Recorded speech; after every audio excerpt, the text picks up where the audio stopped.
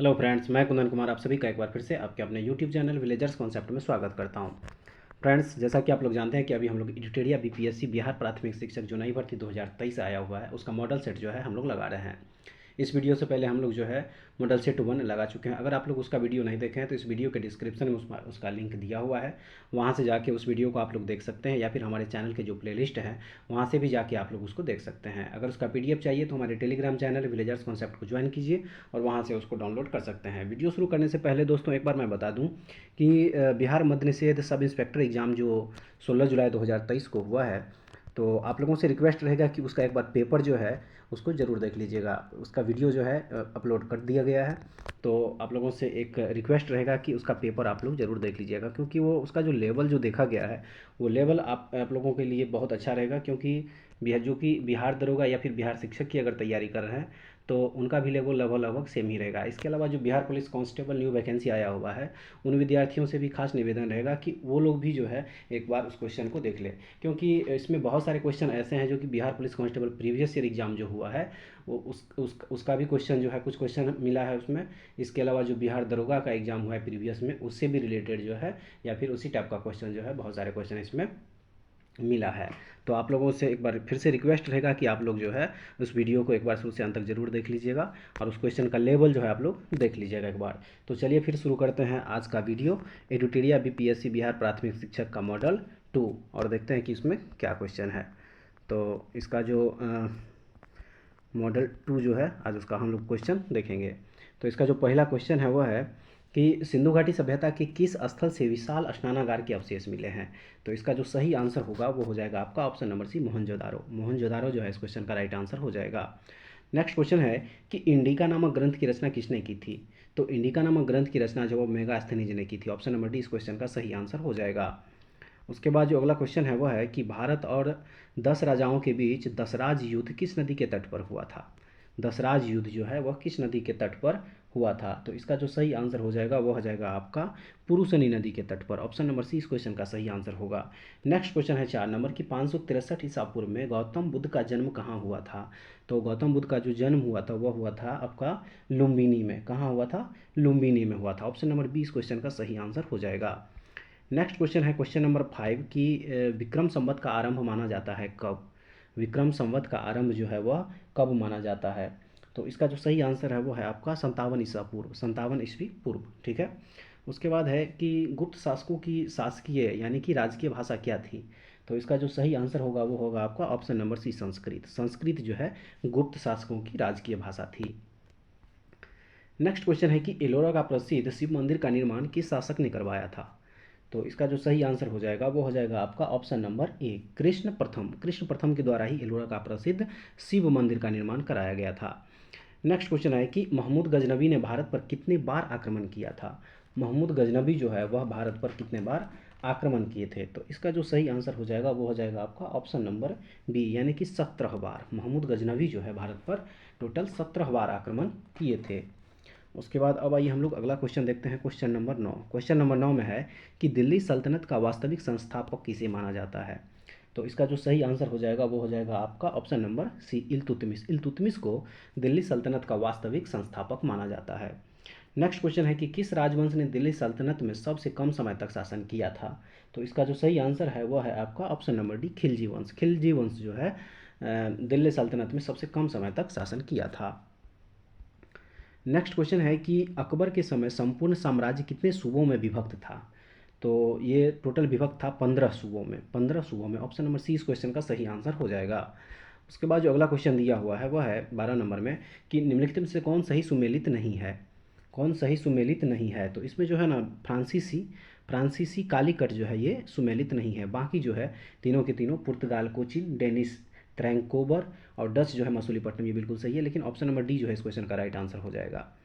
अगला क्वेश्चन है कि भारत आने वाला प्रथम अंग्रेज कौन था। भारत आने वाला प्रथम अंग्रेज कौन था। तो इसका जो सही आंसर हो जाएगा वो हो जाएगा आपका option number C, John Mildenhall जो है इस क्वेश्चन का राइट आंसर हो जाएगा।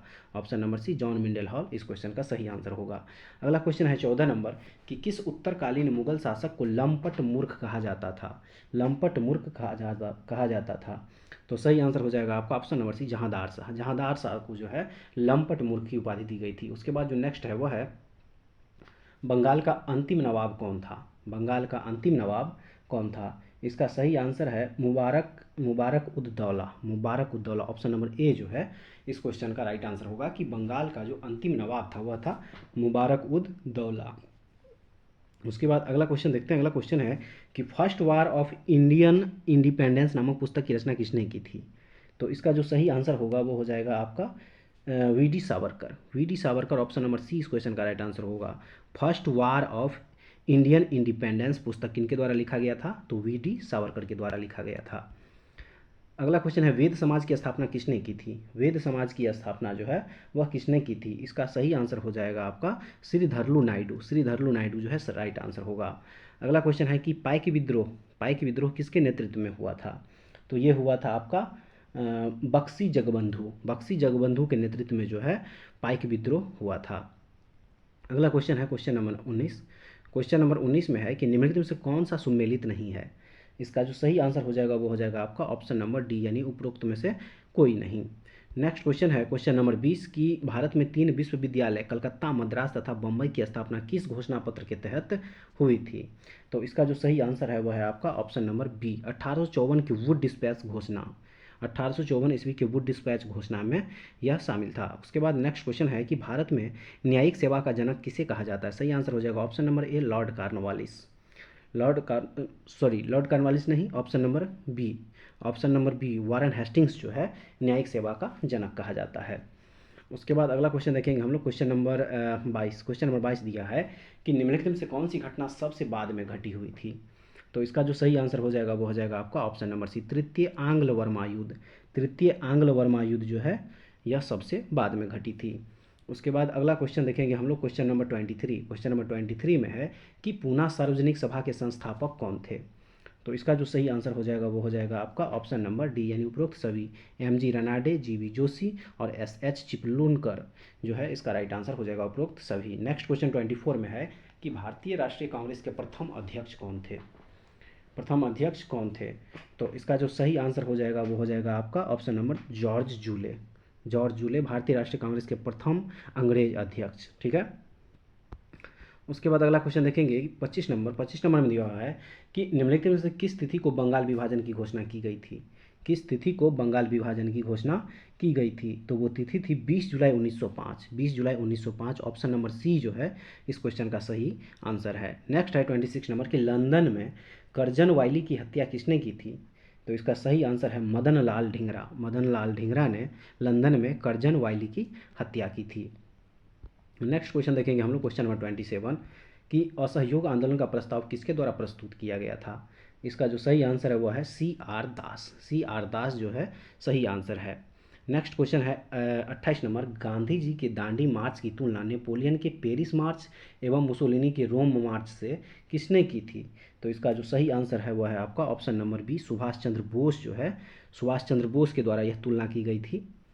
उसके बाद हम लोग अगला क्वेश्चन देखेंगे। Question number 29। क्वेश्चन नंबर 29 में है कि 1937 के चुनाव में कांग्रेस द्वारा बहुमत प्राप्त प्रांतों की संख्या कितनी थी? तो इसका जो सही आंसर होगा वो हो जाएगा आपका 5, टोटल 5 प्रांत। ऑप्शन नंबर सी इस क्वेश्चन का राइट आंसर है। 30 नंबर सवाल है कि समाचार पत्रों का मुक्तिदाता किसे कहा जाता है? तो इसका जो सही आंसर है वह है Charles Metcalfe. Option number D इस क्वेश्चन का राइट आंसर हो जाएगा। समाचार पत्रों का मुक्तिदाता जो है वह चार्ल्स मेटकॉफ को कहा जाता है। उसके बाद जो अगला क्वेश्चन है 31 नंबर की भारत छोड़ो आंदोलन के दौरान निम्न में से किसने भूमिगत रेडियो का संचालन किया था? तो सही आंसर हो जाएगा उपरोक्त सभी, यानी कि उषा मेहता, राम मनोहर लोहिया और अरुणा आसिफ अली। उपरोक्त सभी इस क्वेश्चन का सही आंसर हो जाएगा। अगला क्वेश्चन 32 नंबर में है गांधी इरविन समझौता किस वर्ष हुआ था? सही आंसर है ऑप्शन नंबर बी, 1931 ईस्वी में। 1931 ईस्वी में जो है गांधी इरविन समझौता हुआ था। उसके बाद अब आइए हम लोग अगला क्वेश्चन देखते हैं। क्वेश्चन नंबर 33, निम्न में से किस ग्रह के दिन का मान एवं अक्ष का झुकाव पृथ्वी के समान है? सही आंसर है ऑप्शन नंबर ए, मंगल ग्रह इस क्वेश्चन का राइट आंसर हो जाएगा। नेक्स्ट क्वेश्चन है 34 नंबर, उष्णकटिबंधीय मरुस्थलीय क्षेत्रों में उगने वाले वनस्पति को किस नाम से जाना जाता है? तो इसे जाना जाता है जीरोफाइट के नाम से। ऑप्शन नंबर बी इस क्वेश्चन का राइट आंसर होगा। नेक्स्ट क्वेश्चन है कि वर्मी कल्चर किससे संबंधित है? वर्मी कल्चर किससे संबंधित है? सही आंसर है केचुआ पालन से। केचुआ पालन से वर्मी कल्चर संबंधित है। नेक्स्ट 36 में है, टिहरी बांध परियोजना किस नदी पर है? टिहरी बांध परियोजना जो है वह किस नदी पर है? सही आंसर हो जाएगा ऑप्शन नंबर बी, भागीरथी एवं भिलंगना नदी पर जो है सही आंसर हो जाएगा इसका। उसके बाद जो नेक्स्ट क्वेश्चन है क्वेश्चन नंबर 37। क्वेश्चन नंबर 37 में दिया हुआ है कि भारत का न्यूनतम जनसंख्या वाला राज्य कौन सा है? ऑप्शन में जो दिया हुआ है उसमें सबसे जो न्यूनतम जनसंख्या वाला राज्य है वह राज्य है सिक्किम। ऑप्शन नंबर सी इस क्वेश्चन का राइट आंसर हो जाएगा। नेक्स्ट क्वेश्चन है 38 नंबर कि निम्नलिखित में से कौन सा सही सुमेलित है? तो सही जो सुमेलित है इसमें वो है ऑप्शन नंबर डी, यानी कि उपर्युक्त में से सभी। वन अनुसंधान संस्थान देहरादून में है, शुष्क वन अनुसंधान संस्थान जोधपुर में है और हिमालय वन अनुसंधान संस्थान शिमला में है। तो उपर्युक्त में से सभी जो है इस क्वेश्चन का सही आंसर होगा। नेक्स्ट क्वेश्चन देखेंगे हम लोग क्वेश्चन नंबर 39। घरेलू हिंसा से महिला संरक्षण अधिनियम निम्नलिखित में से किस वर्ष पारित किया गया था? तो ये पारित किया गया था 2005 ईस्वी में। ऑप्शन नंबर ए जो है इस क्वेश्चन का राइट आंसर है। नेक्स्ट है 40 नंबर, विश्व के पहले नैनो यूरिया संयंत्र को किस राज्य में स्थापित किया गया है? तो इसका जो सही आंसर होगा वो हो जाएगा ऑप्शन नंबर बी, गुजरात में। कहाँ पे? गुजरात में जो है विश्व के पहले नैनो यूरिया संयंत्र को स्थापित किया गया है। उसके बाद अगला क्वेश्चन है क्वेश्चन नंबर 41 कि BBC Indian sports woman of the year 2022 यानी कि 2022 पुरस्कार किसने जीता है? तो ये जीता है मीराबाई चानू ने। किसने? मीराबाई चानू जो है वो जीती हैं। उसके बाद आइए हम लोग अगला क्वेश्चन देखेंगे क्वेश्चन नंबर 42। क्वेश्चन नंबर 42 में है, राष्ट्रपति द्रौपदी मुर्मू द्वारा 7वें अंतर्राष्ट्रीय धम्म सम्मेलन का उद्घाटन कहाँ पर किया गया है? तो ये उद्घाटन किया गया है आपका भोपाल में। कहाँ पे? भोपाल, मध्य प्रदेश के भोपाल में जो है किया गया है। उसके बाद जो अगला क्वेश्चन है क्वेश्चन नंबर 43। क्वेश्चन नंबर 43 में दिया हुआ है कि हाल ही में भारत के किस राज्य या केंद्र शासित प्रदेश में लिथियम के भंडार मिले हैं? तो इसका जो सही आंसर है वह है आपका Jammu Kashmir. Option number B इस क्वेश्चन का राइट आंसर हो जाएगा। केंद्र शासित प्रदेश जम्मू कश्मीर में जो है लिथियम के भंडार मिले हैं। नेक्स्ट है 44, बजट 2023-24 में केंद्र सरकार ने कितने रुपये के खर्च का लक्ष्य रखा है? तो इसका सही आंसर हो जाएगा 45.03 लाख करोड़। ऑप्शन नंबर ए इस क्वेश्चन का सही आंसर होगा। उसके बाद अब आइए हम लोग अगला क्वेश्चन देखिए क्वेश्चन नंबर 45। हाल ही में हुए राज्यपाल के नियुक्तियों के संबंध में कौन सा सही सुमेलित है? इसका जो सही आंसर हो जाएगा वो हो जाएगा आपका option number B. Option number B जो है इस क्वेश्चन का राइट आंसर हो जाएगा, हिमाचल प्रदेश, शिव प्रताप शुक्ला। उसके बाद अब आइए अगला क्वेश्चन देखेंगे क्वेश्चन नंबर 46 में दिया है कि the blue book A writers general पुस्तक किनके द्वारा लिखी गई है? तो ये लिखी गई है अमिताभ कुमार के द्वारा। अमिताभ कुमार के द्वारा लिखी गई है the blue book writers journal. Next question 47 नंबर, फरवरी 2023 में 12वां विश्व हिंदी सम्मेलन का आयोजन कहाँ किया गया है? तो ये आयोजन आपका किया गया है फिजी में। कहाँ पे किया गया है? ऑप्शन नंबर सी, फिजी में किया गया है। नेक्स्ट क्वेश्चन है क्वेश्चन नंबर 48। क्वेश्चन नंबर 48 में है कि किस देश के राष्ट्रपति अब्देल फतह अल सीसी भारत के 74वें गणतंत्र दिवस पर मुख्य अतिथि थे? तो सही आंसर है ऑप्शन नंबर डी, मिस्र। मिस्र के जो राष्ट्रपति हैं अब्देल फतह अल सीसी भारत के 74वें गणतंत्र दिवस पर मुख्य अतिथि थे। नेक्स्ट 49 नंबर में है कि ग्लोबल इनोवेशन इंडेक्स 2022 के आधार पर नवाचार के मामले में भारत का कौन सा स्थान है? तो इसमें जो भारत का स्थान है वह है 40वां स्थान। ऑप्शन नंबर ए इस क्वेश्चन का सही आंसर हो जाएगा। उसके बाद अगला क्वेश्चन है क्वेश्चन नंबर 50 कि दुनिया का पहला नेजल कोविड वैक्सीन किस कंपनी ने विकसित किया है? तो उस कंपनी का नाम है भारत बायोटेक के द्वारा जो है दुनिया का पहला नेजल कोविड वैक्सीन विकसित किया गया है। अब आइए हम लोग अगला क्वेश्चन देखेंगे क्वेश्चन नंबर 51। क्वेश्चन नंबर 51 में दिया हुआ है कि कोशिका में राइबोसोम की अनुपस्थिति में कौन सा कार्य संपादित नहीं होगा? तो सही आंसर है ऑप्शन नंबर बी, प्रोटीन संश्लेषण जो है नहीं होगा। नेक्स्ट है 52 नंबर कि ऐसे रोग जो बहुत समय तक बने रहते हैं उन रोगों को क्या कहा जाता है? तो उन रोगों को कहा जाता है आपका ऑप्शन नंबर जो है इसमें सी, चिरकालिक जो है सही आंसर हो जाएगा। नेक्स्ट क्वेश्चन देखेंगे हम लोग क्वेश्चन नंबर 53। क्वेश्चन नंबर 53 में है इनमें से कौन प्रकाश संश्लेषी अंगक है? तो सही आंसर हो जाएगा आपका ऑप्शन नंबर सी, हरित लवक, जिसको कि क्लोरोप्लास्ट बोला जाता है। नेक्स्ट क्वेश्चन है कि निम्न में से सामान्यतः किसका उपयोग पादप कोशिका द्वारा ऊर्जा उत्पादन के लिए किया जाता है? तो इसका जो सही आंसर हो जाएगा वो हो जाएगा ऑप्शन नंबर ए, कार्बोहाइड्रेट इस क्वेश्चन का राइट आंसर हो जाएगा। नेक्स्ट क्वेश्चन देखेंगे हम लोग क्वेश्चन नंबर 55 कि फ्लोएम से खाद्य पदार्थों का परिवहन पौधों में किस दिशा में होता है? तो इसका जो सही आंसर हो जाएगा वो हो जाएगा आपका ऑप्शन नंबर सी, ऊपर और नीचे दोनों ओर। फ्लोएम से खाद्य पदार्थों का परिवहन पौधों में जो होता है वह ऊपर और नीचे दोनों ओर होता है। नेक्स्ट क्वेश्चन 56 में है कि पादप अपशिष्ट संचित रहते हैं। सही आंसर हो जाएगा इसका ऑप्शन नंबर डी, उपयुक्त सभी से, पत्तियों से, कोशिकीय रिक्तिकाओं में और उसके बाद छाल में।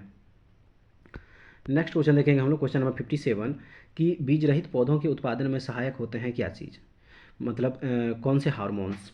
तो इसका जो सही आंसर हो जाएगा वो हो जाएगा आपका option number D. Option number D जो है ऑक्सिन एवं जिबरेलिन्स दोनों जो है बीज रहित पौधों के उत्पादन में सहायक होते हैं। नेक्स्ट क्वेश्चन है 58 नंबर है, निम्नलिखित में किस दर्पण द्वारा किसी वस्तु का वास्तविक प्रतिबिंब मिल सकता है। तो इसका जो सही आंसर है वह है ऑप्शन नंबर बी, अवतल दर्पण के द्वारा। अवतल दर्पण के द्वारा जो है किसी वस्तु का वास्तविक प्रतिबिंब मिल सकता है। अगला क्वेश्चन 59 में है कि सामान्य नेत्र अधिकतम कितनी दूरी तक की वस्तुओं को साफ साफ देख सकता है। तो इसका जो सही आंसर होगा वो हो जाएगा आपका ऑप्शन नंबर डी, अनंत। ऑप्शन नंबर डी, अनंत इस क्वेश्चन का राइट आंसर हो जाएगा। उसके बाद अब आइए हम लोग अगला क्वेश्चन देखेंगे, क्वेश्चन नंबर 60। क्वेश्चन नंबर 60 में दिया हुआ है कि विद्युत धारा उत्पन्न करने की युक्ति को क्या कहते हैं। तो विद्युत धारा उत्पन्न करने की युक्ति को कहा जाता है जनित्र। क्या कहा जाता है? जनित्र कहा जाता है। ऑप्शन नंबर ए इस क्वेश्चन का राइट आंसर है। 61 में है कि विस्थापन की दर को क्या कहा जाता है। तो विस्थापन की दर को कहा जाता है वेग। क्या कहा जाता है? वेग कहा जाता है। ऑप्शन नंबर सी इस क्वेश्चन का सही आंसर है। नेक्स्ट क्वेश्चन है 62 नंबर में दिया हुआ कि दो कणों के बीच गुरुत्वाकर्षण बल होता है, उनके बीच की दूरी के क्या। तो इसका सही आंसर हो जाएगा वर्ग के व्युत्क्रमानुपाती। वर्ग के व्युत्क्रमानुपाती इस क्वेश्चन का सही आंसर है। नेक्स्ट क्वेश्चन है निम्नलिखित में से लवण का उदाहरण कौन सा है। लवण का उदाहरण कौन सा है। तो सही आंसर हो जाएगा NaCl, सोडियम क्लोराइड जो है लवण के उदाहरण है। नेक्स्ट क्वेश्चन है क्वेश्चन नंबर 64। क्वेश्चन नंबर 64 में दिया हुआ है कि मैग्नीशियम में इलेक्ट्रॉन की संख्या कितनी होती है। इसका जो सही आंसर हो जाएगा वो हो जाएगा आपका ऑप्शन नंबर ए। ऑप्शन नंबर ए यानी कि 10। इलेक्ट्रॉन की संख्या कितनी हो जाएगी? 10 हो जाएगी। नेक्स्ट क्वेश्चन 65 कि द्विबंध वाले रासायनिक बंधन से बंधे परमाणुओं के मध्य कितने इलेक्ट्रॉनों का साझा होता है। इसका जो सही आंसर है वह ऑप्शन नंबर बी, 4 इलेक्ट्रॉनों का साझा होता है। नेक्स्ट क्वेश्चन 66 में है कि द्रवीभूत पेट्रोलियम गैस यानी LPG का अवयव क्या है। तो इसका सही आंसर हो जाएगा आपका ऑप्शन नंबर डी यानी कि उपर्युक्त सभी, ब्यूटेन भी, प्रोपेन भी और एथेन भी। उसके बाद अब आइए हम लोग अगला क्वेश्चन देखें, क्वेश्चन नंबर 67। क्वेश्चन नंबर 67 में है कि एक सहसंयोजी यौगिक का नाम बताएं जिसका उपयोग हम दैनिक जीवन में करते हैं। तो सही आंसर है इसका H2O यानी कि जल। नेक्स्ट है 68 नंबर, एल्डिहाइड श्रेणी के यौगिकों में निम्नांकित में से कौन सा क्रियाशील समूह विद्यमान होता है। सही आंसर है ऑप्शन नंबर सी, CHO इस क्वेश्चन का राइट आंसर हो जाएगा। नेक्स्ट क्वेश्चन देखेंगे, क्वेश्चन नंबर 69 कि हमारे संविधान में नीति निदेशक सिद्धांत जो है वह, इसका सही आंसर जो हो जाएगा वो हो जाएगा ऑप्शन नंबर डी, अदालतों द्वारा अप्रवर्तनीय है। हमारे संविधान में नीति निदेशक सिद्धांत जो है वह अदालतों द्वारा अप्रवर्तनीय है। ठीक है। उसके बाद नेक्स्ट क्वेश्चन देखें, क्वेश्चन नंबर 70। क्वेश्चन नंबर 70 में दिया हुआ है कि किस संविधान संशोधन के तहत राष्ट्रपति के निर्वाचक मंडल में केंद्र शासित प्रदेश दिल्ली तथा पुडुचेरी के निर्वाचित सदस्यों को भी शामिल किया गया। सही आंसर है इसका ऑप्शन नंबर सी, 70वां संविधान संशोधन। 70वां संविधान संशोधन इस क्वेश्चन का राइट आंसर होगा। नेक्स्ट क्वेश्चन 71 में है, सरकार की मंत्रिमंडल प्रणाली की सबसे महत्वपूर्ण विशेषता क्या है। तो इसका जो सबसे विशेषता है, सबसे महत्वपूर्ण विशेषता वह है कि सामूहिक उत्तरदायित्व जो है सरकार की मंत्रिमंडल प्रणाली की सबसे महत्वपूर्ण विशेषता है। ऑप्शन नंबर बी इस क्वेश्चन का सही आंसर है। अगला क्वेश्चन देखेंगे, क्वेश्चन नंबर 72 कि केंद्रीय सरकार का उच्चतम सिविल अधिकारी कौन होता है। केंद्रीय सरकार का उच्चतम सिविल अधिकारी, तो इसका सही आंसर है मंत्रिमंडल सचिव। मंत्रिमंडल सचिव जो है केंद्र सरकार का उच्चतम सिविल अधिकारी होता है। उसके बाद हम लोग देखेंगे अगला question, question number 73। Question number 73 में है कि कौन सा स्थानीय सरकार का मामला नहीं है। कौन सा स्थानीय सरकार का मामला नहीं है। सही आंसर है कानून और व्यवस्था। कानून और व्यवस्था जो है ये स्थानीय सरकार का मामला नहीं है। नेक्स्ट 74 में है कि विधायकों तथा सांसदों द्वारा ली जाने वाली शपथ या प्रतिज्ञा का प्रारूप किस अनुसूची में वर्णित है। वह कौन सा अनुसूची है। तो वह है तीसरी अनुसूची। ऑप्शन नंबर बी जो है इस क्वेश्चन का सही आंसर हो जाएगा। अब हम लोग देखेंगे नेक्स्ट क्वेश्चन 75 नंबर कि राष्ट्रीय स्मारकों, स्थानों तथा वस्तुओं का संरक्षण किस अनुच्छेद में वर्णित है। तो इसका जो सही आंसर है वह है अनुच्छेद 335। इसका जो सही आंसर हो जाएगा वो हो जाएगा सॉरी माफ़ कीजिएगा, अनुच्छेद 49। अनुच्छेद 49 जो है इस क्वेश्चन का सही आंसर हो जाएगा। ऑप्शन नंबर सी इस क्वेश्चन का राइट आंसर होगा। नेक्स्ट क्वेश्चन है 76 नंबर कि भारतीय संविधान के किस अनुच्छेद में अनुसूचित जातियों और अनुसूचित जनजातियों के लिए आरक्षण का प्रावधान किया गया है? तो इसका जो सही आंसर है वह है अनुच्छेद 335। ऑप्शन नंबर सी जो है इस क्वेश्चन का सही आंसर हो जाएगा। अनुच्छेद 335 के तहत जो है भारतीय संविधान में के अनुच्छेद में अनुसूचित जाति और अनुसूचित जनजातियों के लिए आरक्षण का प्रावधान किया गया है, याद रखिएगा आप लोग। नेक्स्ट क्वेश्चन 77 नंबर में है कि आर्थिक आयोजन एक अनिवार्य अभिलक्षण है किसका? इसका जो सही आंसर है वो है समाजवादी अर्थव्यवस्था का। आर्थिक नियोजन एक अनिवार्य अभिलक्षण किसका है? तो समाजवादी अर्थव्यवस्था का है। नेक्स्ट क्वेश्चन नंबर 78 में है कि निम्नलिखित में से भारतीय अर्थव्यवस्था के तृतीय क्षेत्र के अंतर्गत क्या आता है? तो इसका सही आंसर है वस्तुओं का परिवहन। ऑप्शन नंबर बी जो है इस क्वेश्चन का सही आंसर हो जाएगा। उसके बाद जो अगला क्वेश्चन है वो है क्वेश्चन नंबर 79 की बिहार आर्थिक सर्वेक्षण 2022-23 के अनुसार वर्तमान राज्य में शहरीकरण का स्तर क्या है? तो शहरीकरण का जो स्तर वर्तमान में वो है 16.2%, यानी कि ऑप्शन नंबर सी जो है इस क्वेश्चन का सही आंसर है। उसके बाद हम लोग देखेंगे 80 नंबर क्वेश्चन, केंद्रीय बजट 2023-24 में निर्धारित विकास की 7 प्राथमिकताएं जिसे सप्तऋषि नाम दिया गया है में शामिल है क्या चीज़? इसका जो सही आंसर है वह है ऑप्शन नंबर डी, यानी इनमें से सभी। सक्षमता को सामने लाना, हरित विकास और वित्तीय क्षेत्र जो है सभी, इनमें से सभी इस क्वेश्चन का सही आंसर होगा। नेक्स्ट क्वेश्चन है 81 नंबर की बिहार के निम्न हिस्सों में से कौन सा हिस्सा भूतात्विक दृष्टि से अपेक्षाकृत पुराना है? तो इसका सही आंसर है ऑप्शन नंबर सी, खड़गपुर पहाड़ियाँ। खड़गपुर पहाड़ियाँ इसका सही आंसर है। नेक्स्ट है 82 नंबर, निम्नलिखित भारतीय द्वीपों में से कौन सा द्वीप भारत एवं श्रीलंका के मध्य है? तो इसका जो सही आंसर है वह है आपका option number C, Rameswaram. Rameswaram जो है द्वीप भारत एवं श्रीलंका के मध्य में है। नेक्स्ट क्वेश्चन 83 नंबर में है कि भारत की सबसे लंबी नदी कौन सी है? तो भारत की जो सबसे लंबी नदी है वह है गंगा। ऑप्शन नंबर 20 सही आंसर है। नेक्स्ट 84 में है कि रेगूर किसका नाम है? रेगूर जो है वह किसका नाम है? सही आंसर है इसका काली मिट्टी। ऑप्शन नंबर सी इस क्वेश्चन का राइट आंसर होगा। रेगूर मिट्टी जो है काली मिट्टी को ही कहा जाता है। उसके बाद अगला क्वेश्चन देखेंगे हम लोग, क्वेश्चन नंबर 85 कि एक निश्चित आकृति में व्यवस्थित ताराओं का समूह क्या कहलाता है? तो ये कहलाता है नक्षत्र। क्या कहलाता है? नक्षत्र कहलाता है। ऑप्शन नंबर 20 क्वेश्चन का सही आंसर है। नेक्स्ट है कि विश्व पृथ्वी दिवस कब मनाया जाता है? विश्व पृथ्वी दिवस जो है वह कब मनाया जाता है? तो ये मनाया जाता है 22 अप्रैल को। ऑप्शन नंबर ए इस क्वेश्चन का सही आंसर है। नेक्स्ट क्वेश्चन देखेंगे हम लोग, क्वेश्चन नंबर 87। क्वेश्चन नंबर 87 में है कि यदि दो स्थानों की स्थिति में 90 डिग्री देशांतर का अंतर है तब दोनों स्थानों के बीच समय का अंतर क्या होगा? तो समय का जो अंतर हो जाएगा वो हो जाएगा 6 घंटे का। ऑप्शन नंबर बी जो है राइट आंसर है। उसके बाद नेक्स्ट क्वेश्चन देखेंगे 88 नंबर में कि निम्नलिखित समुद्री धाराओं में से कौन हिंद महासागर की धारा नहीं है? तो इसका सही आंसर हो जाएगा बेंगुएला धारा। बेंगुएला धारा जो है ये हिंद महासागर की धारा नहीं है। उसके बाद अगला क्वेश्चन देखेंगे, क्वेश्चन नंबर 89 कि इनमें से कौन सा झील उत्तरी अमेरिका के ग्रेट लेक्स का हिस्सा नहीं है? उत्तरी अमेरिका के ग्रेट लेक्स का हिस्सा नहीं है। तो इसका जो सही आंसर है वह है option number A, beer. Beer जो है वह ग्रेट लेक्स का हिस्सा नहीं है। नेक्स्ट है 90 नंबर, जैव विविधता का सबसे महत्वपूर्ण पहलू है क्या? तो इसका सही आंसर है ऑप्शन नंबर डी, पारिस्थितिक तंत्र का निर्वहन। पारिस्थितिक तंत्र का निर्वहन जो है जैव विविधता का सबसे महत्वपूर्ण पहलू है। ऑप्शन नंबर डी इस क्वेश्चन का सही आंसर हो जाएगा। नेक्स्ट क्वेश्चन देखें, क्वेश्चन नंबर 91, पर्यावरण में ग्रीन हाउस प्रभाव में वृद्धि होती है। सही आंसर है इसका option number B, carbon dioxide के कारण। पर्यावरण में ग्रीन हाउस प्रभाव में वृद्धि जो होती है वो हो रही है कार्बन डाइऑक्साइड यानी CO2 के कारण। नेक्स्ट है 92 नंबर, कार्बन क्रेडिट का दृष्टिकोण इनमें से किससे शुरू हुआ? कार्बन क्रेडिट का दृष्टिकोण इनमें से किससे शुरू हुआ? तो इसका सही आंसर है क्योटो प्रोटोकॉल। ऑप्शन नंबर ए इस क्वेश्चन का राइट आंसर हो जाएगा। नेक्स्ट क्वेश्चन देखें, क्वेश्चन नंबर 93 कि ओजोन परत संरक्षण दिवस मनाया जाता है कब? ओजोन परत संरक्षण दिवस जो है वह कब मनाया जाता है? तो ये मनाया जाता है 16 सितंबर को। ऑप्शन नंबर ए इस क्वेश्चन का राइट आंसर हो जाएगा। अब आइए हम लोग देखें नेक्स्ट क्वेश्चन 94 नंबर कि राजीव गांधी वन्य जीव संरक्षण पुरस्कार दिया जाता है किसको? तो इसका जो सही आंसर है वह है उपर्युक्त में से उपर्युक्त सभी को। ए में शैक्षिक तथा शोध संस्थाओं को, वन एवं वन्यजीव अधिकारियों को और सी में दिया हुआ है वन्यजीव संरक्षकों को। सही आंसर हो जाएगा आपका ऑप्शन नंबर डी। उसके बाद अगला क्वेश्चन देखेंगे हम लोग, क्वेश्चन नंबर 95 कि भारत का राष्ट्रीय जैविक उद्यान स्थित है कहाँ पे। भारत का राष्ट्रीय जैविक उद्यान जो है वह कहाँ पे स्थित है। सही आंसर है नई दिल्ली में। ऑप्शन नंबर सी इस क्वेश्चन का राइट आंसर हो जाएगा। उसके बाद जो अगला क्वेश्चन है वह है क्वेश्चन नंबर 96। क्वेश्चन नंबर 96 में दिया हुआ है कि निम्न में से किसकी my picture of free India नामक पुस्तक की रचना पंचायती राज व्यवस्था से संबंधित है।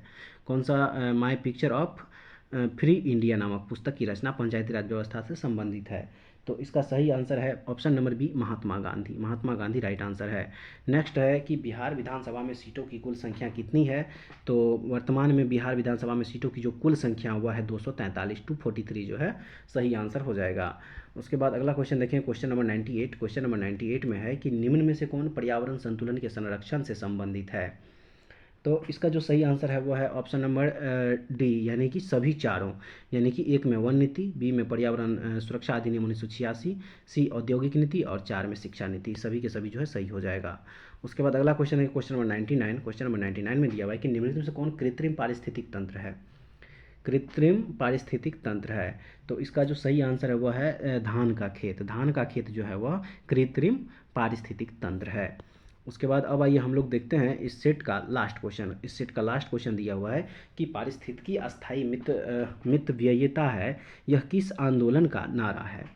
तो सही आंसर है चिपको आंदोलन का। ऑप्शन नंबर सी जो है इस क्वेश्चन का सही आंसर हो जाएगा।